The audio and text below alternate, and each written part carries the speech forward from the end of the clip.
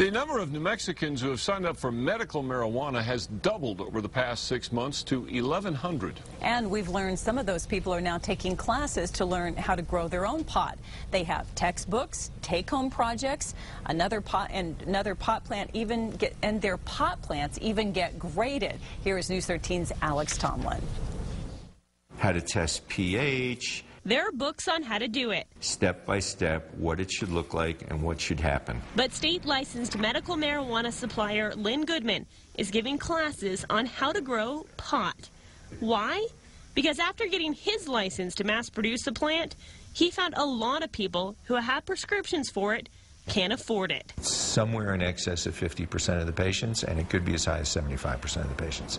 We could cut the price in half, and there'll be people who can't afford it. Goodman is now trying to keep them from going without or turning to the streets to buy it. He opened up his office to host classes on how to grow cannabis, but we had a couple of test classes. They weren't right. They're not where they should be. There was no supervision as to curriculum. There was no supervision as to who the presenter was, as to the quality of it. Goodman has put a stop to that and is now running his own free classes. So we have to develop the curriculum with the help of other people.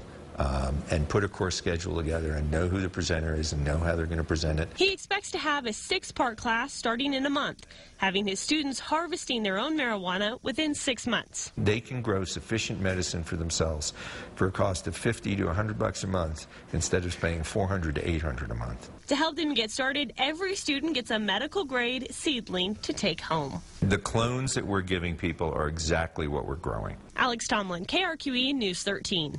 To be clear, only licensed patients who have permission to grow their own plants are allowed in the class. 300 of the 1,100 medical marijuana patients in the state can grow their own. They can't have more than 4 mature plants and 12 seedlings at a time.